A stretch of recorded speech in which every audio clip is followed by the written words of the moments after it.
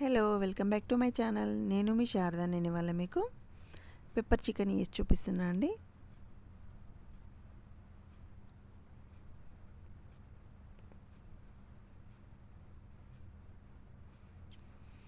First దీనికోసం అయితే మసాలా కోసం ప్యాన్ పెట్టేసుకొని వేడైన తర్వాత 1 టేబుల్ స్పూన్ దాకా ధనియాలు, అలాగే మిరియాలు, దాల్చిన చెక్క, లవంగాలు, యాలకులు ఒక 4 కొంచెం బండ పువ్వు, అనాస పువ్వు, మరాఠీ మొగ్గ, కొంచెం జీలకర్ర, కొంచెం సోంపు వేసేసుకొని మంచిగా ఫ్రై చేసుకోవాలి. ఆ ఫ్లేవర్ మొత్తం మనకు తెలుస్తూ ఉంటుంది. అప్పుడు స్టవ్ ఆఫ్ చేసేసుకొని మిక్సీ పట్టేసుకొని పౌడర్ పక్కకు పెట్టేసుకోవాలి.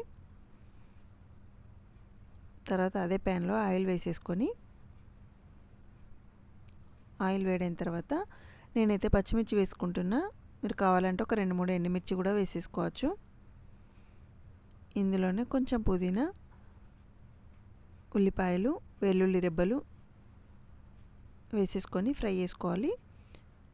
ముందుగానే సాల్ట్ వేసుకుంటే ఆనియన్స్ తొందరగా ఫ్రై అయిపోతుంటాయి.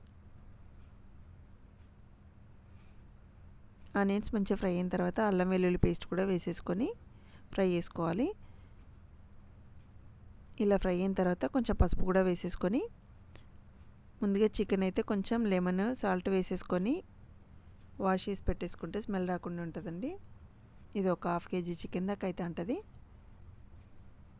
చికెన్ ఒక 10 minutes అన్నా మంచిగా ఫ్రై చేసేసుకోవాలి.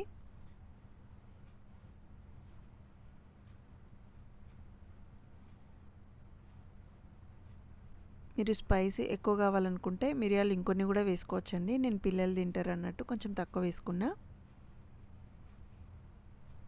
సో ఇందులో కారం వేసుకోవాల్సిన అవసరం లేదు. ఒకవేళ కావాలనుకుంటే 1 టీ స్పూన్ దాకా వేసుకోవచ్చు. నేనైతే వేయట్లేదు. ఇలా చికెన్ మంచిగా ఫ్రై అయిన తర్వాత ఇందులో కొంచెం కరివేపాకు కూడా వేసేసుకోవాలి.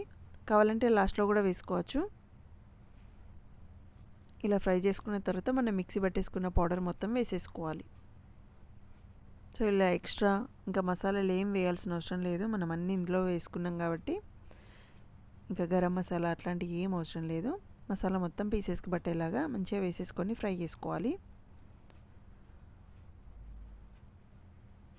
మీరు రైస్లోకి తినాలనుకుంటే కొంచెం ఇలా గ్రేవీ లాగా ఉన్నప్పుడే స్టవ్ ఆఫ్ చేసేసుకోవడం అండి. కొంచెం కొత్తిమీర వేసేసుకొని అది ఉడికిపోయిన తర్వాత స్టవ్ ఆఫ్ చేసేసుకొని రైస్లోకి కావాలనుకుంటే అలా తినాలి.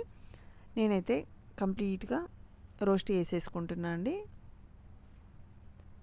అందుకోసం మధ్య మధ్యలో కలుపుతూ ఎక్కువసేపు ఫ్రై చేసుకోవాలి. ఈ కలర్లోకి వచ్చిన తర్వాత స్టవ్ ఆఫ్ చేసేసుకోవడమే అండి, అంతే. ఇది స్టార్టర్గానైనా తినొచ్చు, పక్కకు పప్పుచారు పక్కకు ఏ కర్రీ పక్కకైనా తినొచ్చు. చాలా బాగుంటుంది. తప్పకుండా ట్రై చేయండి. Thank you for watching. Please subscribe my channel.